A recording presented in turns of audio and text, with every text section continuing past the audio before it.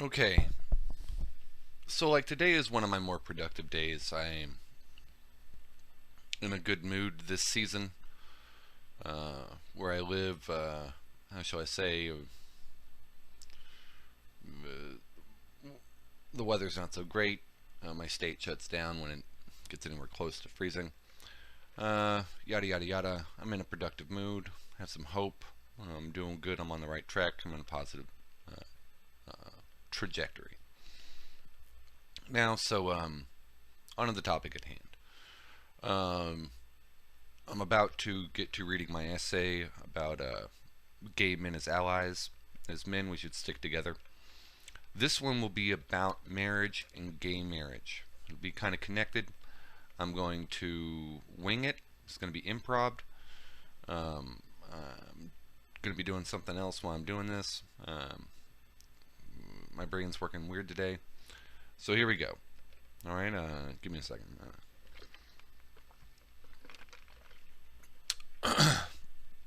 All right, so marriage.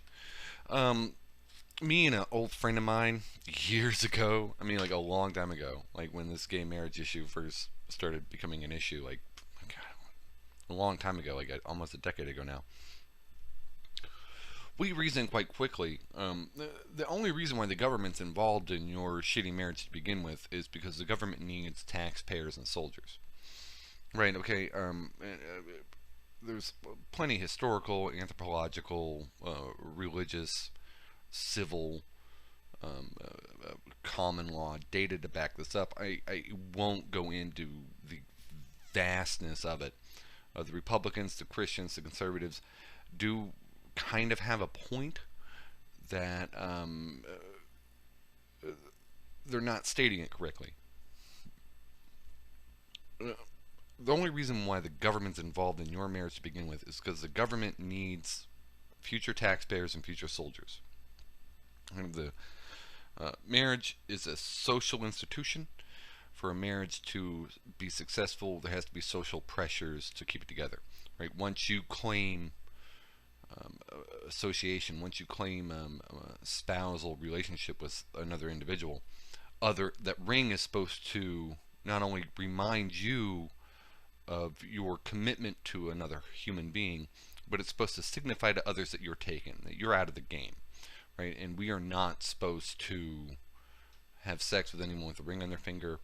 We're not supposed to. It is incumbent on the society around the married couple um, uh, to enforce monogamy. We can talk about paternity uncertainty, paternity certainty, what the feminists talk about women being viewed as property, or what the manosphere terms instead of property awards. All this is irrelevant, especially nowadays in this new century, this new millennium,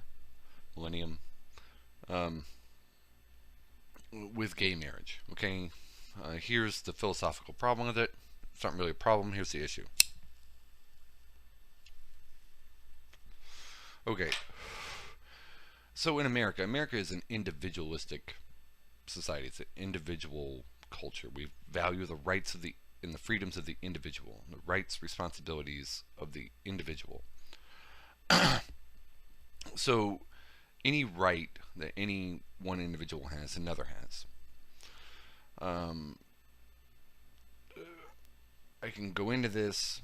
Um, this is where American government kind of like screwed up the whole marriage institution, right? The only reason why the church was involved in your marriage to begin with was because the church needed to grow. The reason why Muslims still have polygamy. The reason why Mormons used to have polygamy is because if you want your religion to grow, the best way to grow it is not to get converts. It's to make new believers, to have new children.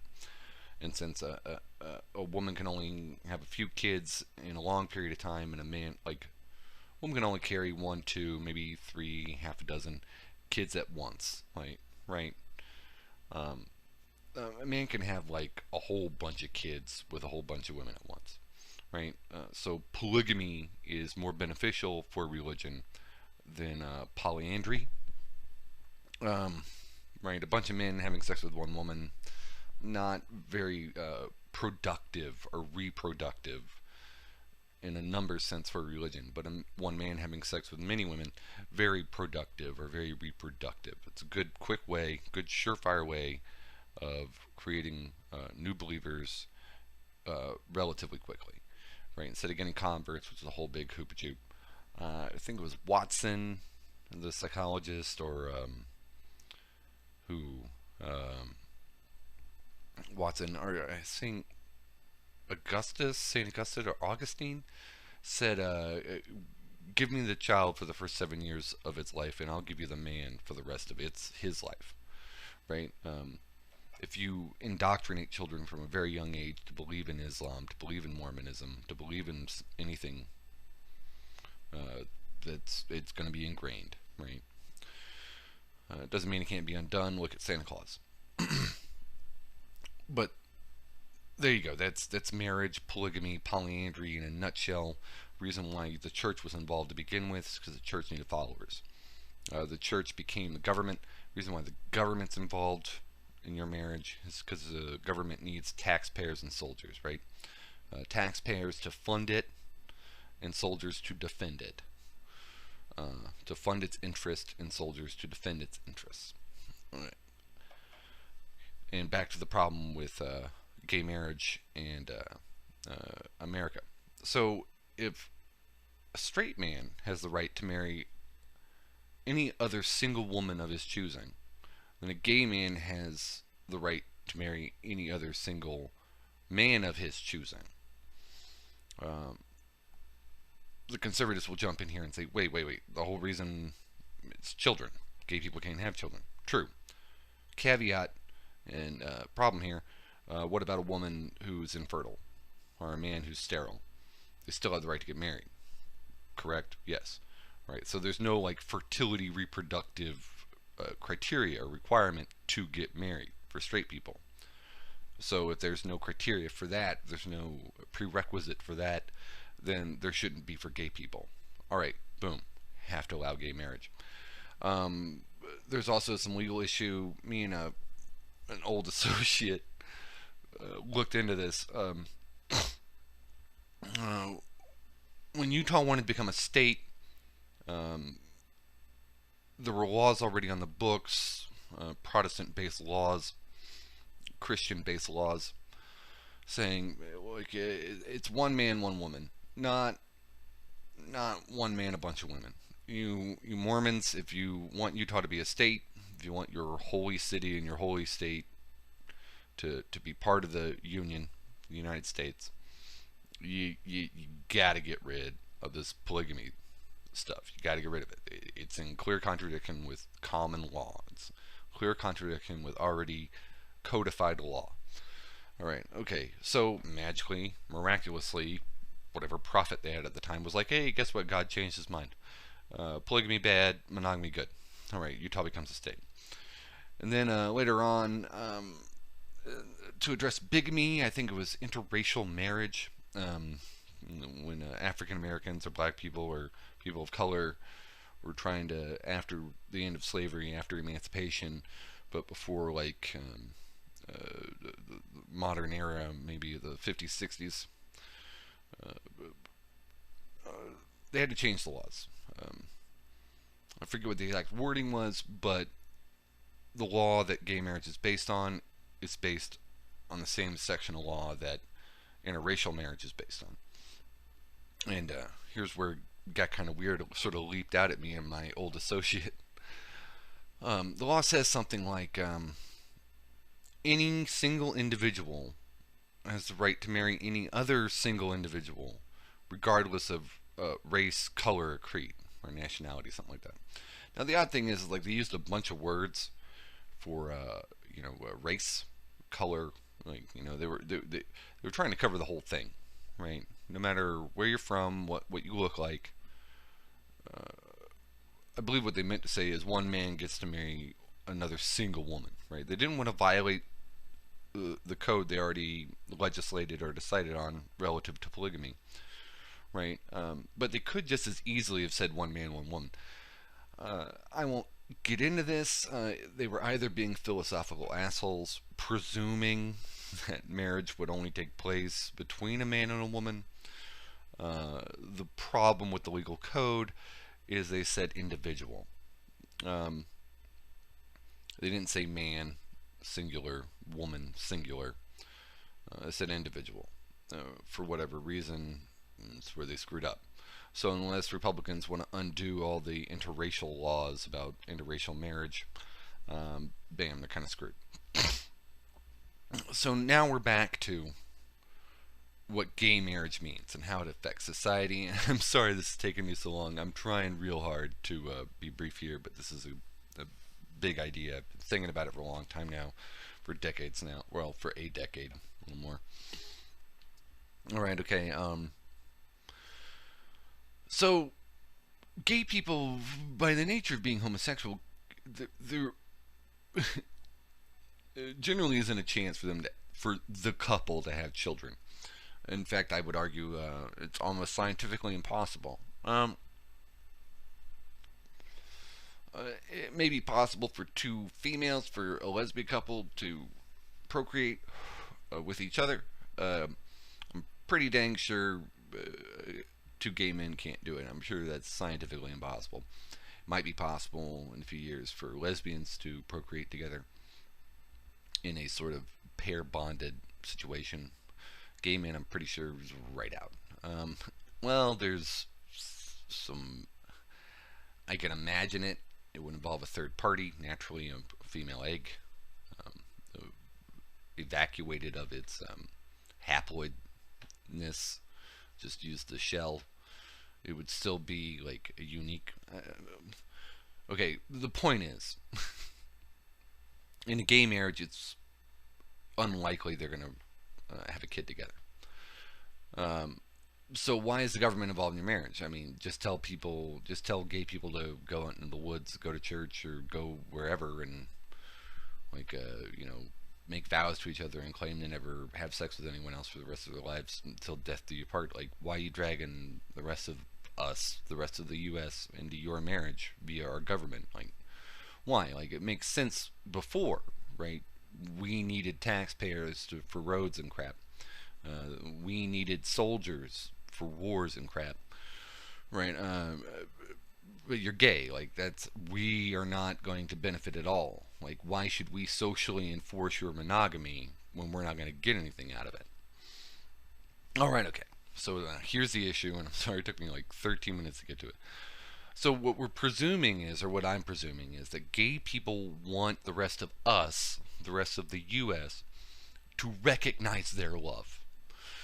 They love, like, it's the government's responsibility to recognize and protect your feelings.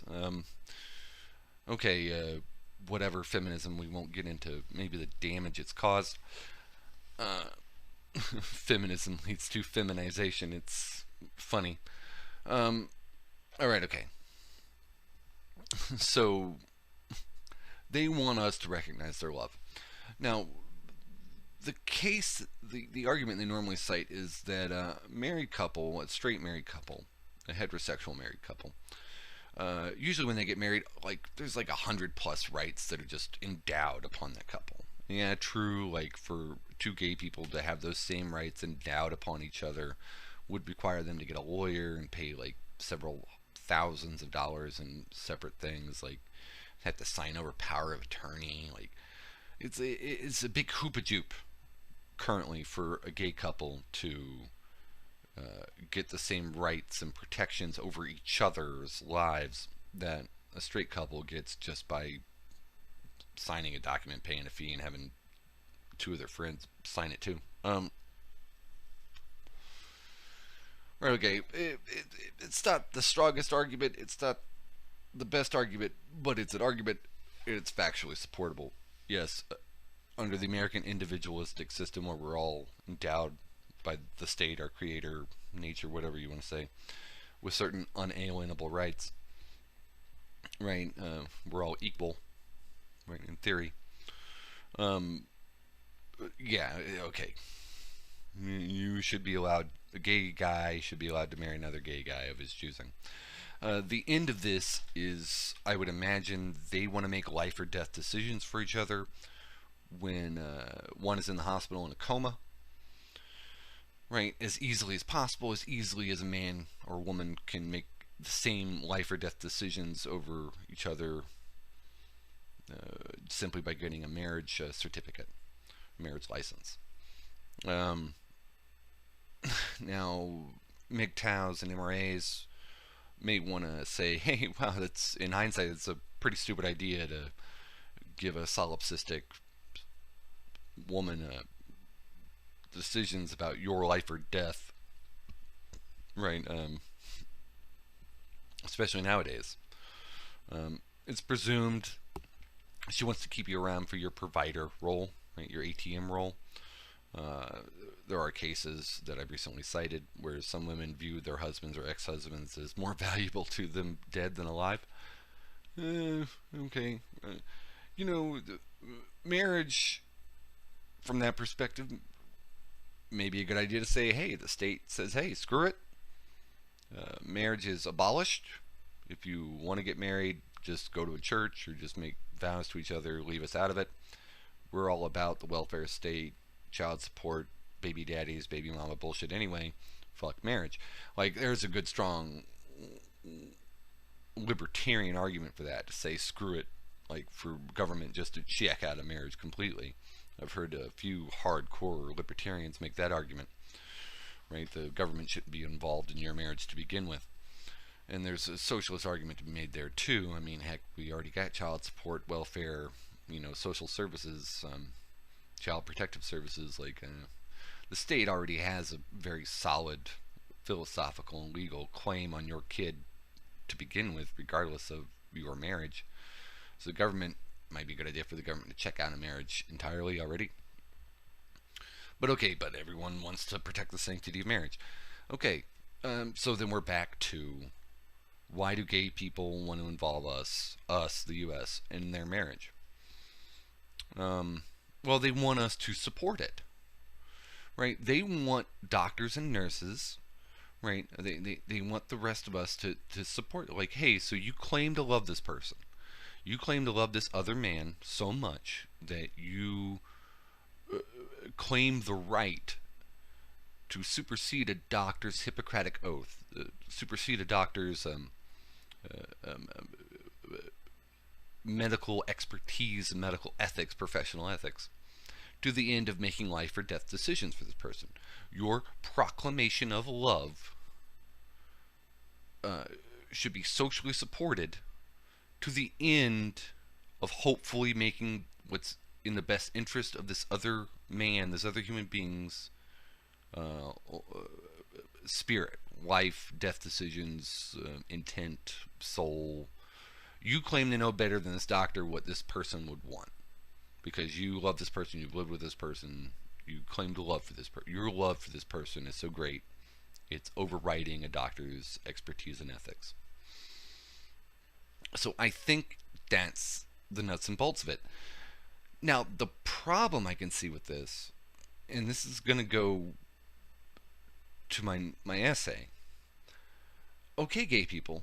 Okay, homosexuals. Fine. I don't care you're gay. I really, gay people want to get married and be miserable like the rest of us. I say let them. Okay. But the philosophical, fundamental legal principle that you're arguing is that the government should support your love.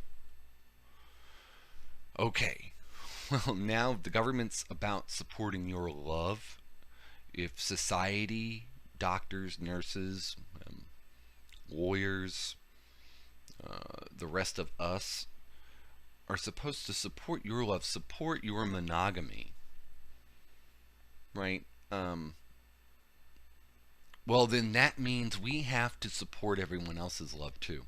That means that marriage is no longer about children. Marriage is no longer about future taxpayers, future soldiers, the future of the nation. Marriage is about recognizing and supporting two people's open proclamation of love. And if we do that for gay people, we have to do that for straight people. I'm sure you can all see where this is going to be a problem, where it's already been a problem. I personally have nothing against telling you not to cheat on your wife, on your spouse. Um, but yeah, I do have something against being asked to get up in your business. Whereas before, there's a perfectly good reason for me to get up in your business. Hey, that kid kind of technically involves me. Like, that's kind of my future. I don't want you screwing up a future taxpayer. I don't want you screwing up a future soldier. Like, I might need that guy or girl, to pay Social Security when I'm like, like old and crippled. Like, I might need that guy or girl to like pick up a gun and defend, my nation when I'm like, old and incapable of doing it myself. Like, when there was children involved, it made sense to me for the rest of us to be involved in your marriage. But we really weren't involved in your marriage. We were involved in your kid's life, right? Like the third party, right?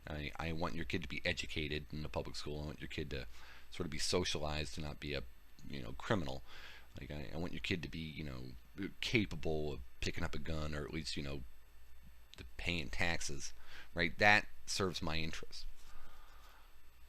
I don't really see what interest, what personal selfish interest getting involved in two gay people's marriage would serve me, except, and here's where I try to want to bring this into MGTOW, except that if gay men want all the benefits of marriage, they will have to start be willing to bear some of the costs, some of the burden.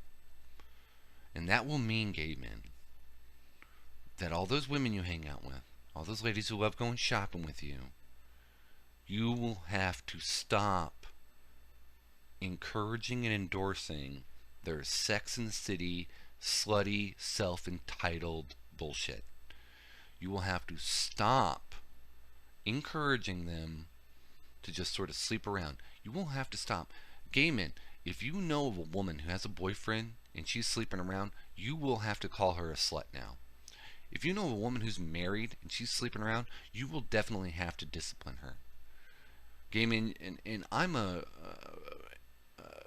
MGTOW, a man's advocate, and I believe men should discipline our own kind. I believe women should discipline their own kind. So in general, I don't know how this works out. I would prefer lesbians to discipline straight women and gay men to discipline straight men. They may have to jump ship, switch sides. The gay men may have to, encourage straight women to not be such whores, if they are. And lesbians, I don't know. I mean, I don't know how you guys hang out with lesbians, but maybe we'd have to switch the whole, discipline your own kind thing. But there you go. Sorry this took so long. This is my productive day. I hope you discuss, have fun below. Yeah, what do you guys think about this? Do you think I made a good point? Do you think I made a bad point? Opinions. Alright guys, I'm gonna get back to some of my other stuff. Alright, yours truly, M.